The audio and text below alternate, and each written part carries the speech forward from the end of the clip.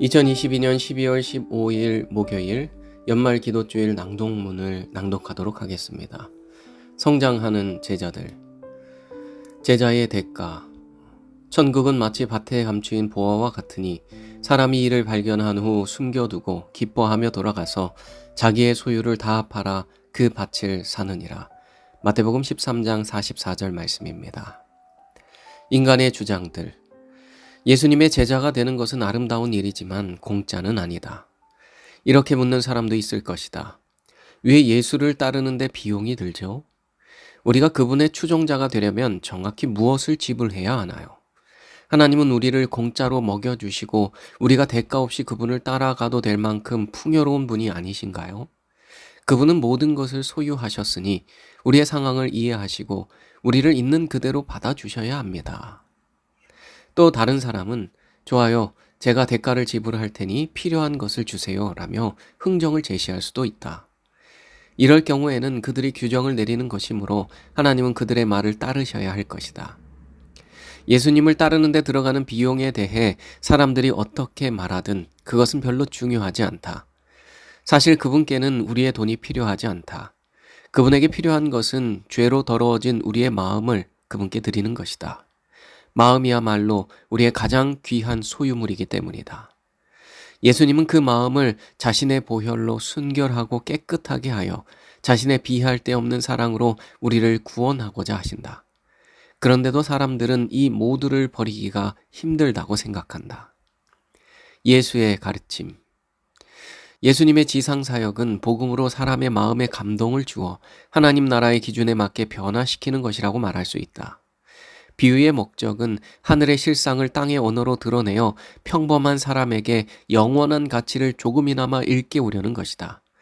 그래서 예수님은 자기를 따르고 제자가 되려면 그 대가를 치러야 한다는 사실을 비유로 설명하셨다. 마태복음 13장에 소개된 7비유 중 2가지 비유는 제자의 대가를 구체적으로 드러내고 있다. 하나님 나라의 일원이 되고픈 자가 습득할 수 있는 천국의 가치를 그리스도께서는 감추인 보화의 비유와 값진 진주의 비유에서 소개하셨다. 값진 것을 발견하는 사람은 자기 소유를 아낌없이 다 팔아 그것을 얻고자 한다.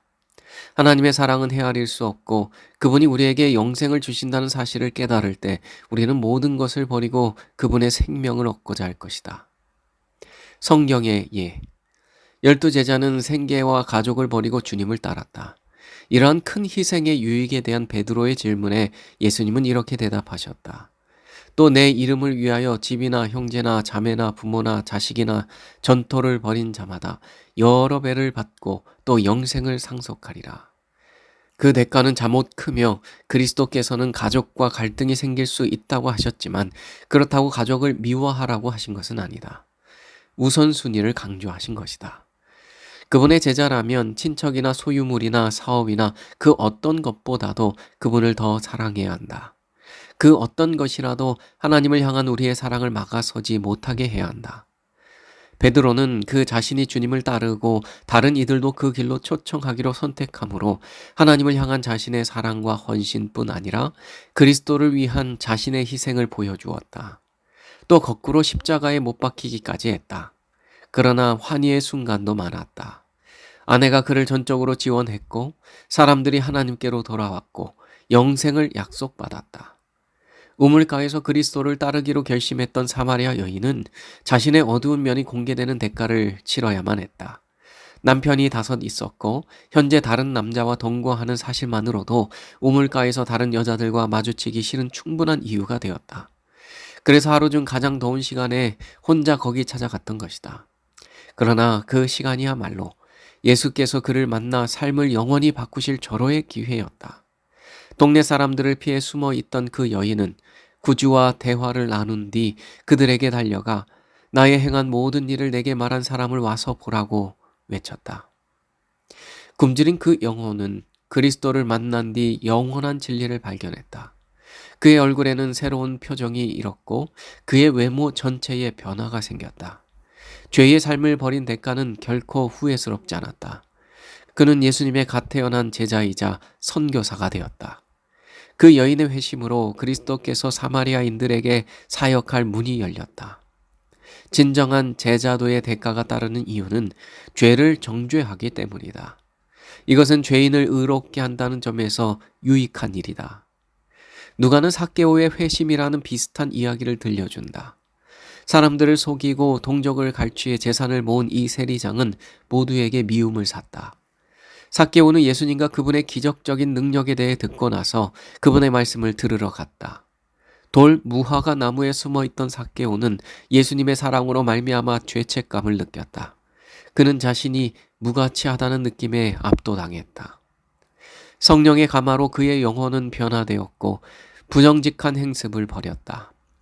삭개오는 그 대가로 세상의 재물을 희생했지만 그리스도의 사랑으로 즐겁게 마음의 문을 열었다. 그의 진정한 회개는 삶의 완전한 개혁으로 이어졌다. 그렇게 그는 세상의 가치를 잃었지만 화평과 가족과 영혼을 얻었다. 엘렌 화이트는 그리스도를 개인의 구주로서 영접할 때 구원이 그 영혼에게 이른다라고 말했다. 이보다 더 가치 있는 것이 또 어디에 있겠는가? 결론. 감추인 보화나 값진 진주를 발견하면 내면에서 가장 갈망하는 것이 무엇인지를 알게 된다. 그것은 바로 하나님께 충성하는 새로운 마음이다. 그래서 솔로몬은 내 마음을 힘써 지키라. 생명의 근원이 거기에서 나느니라 라고 한 것이다.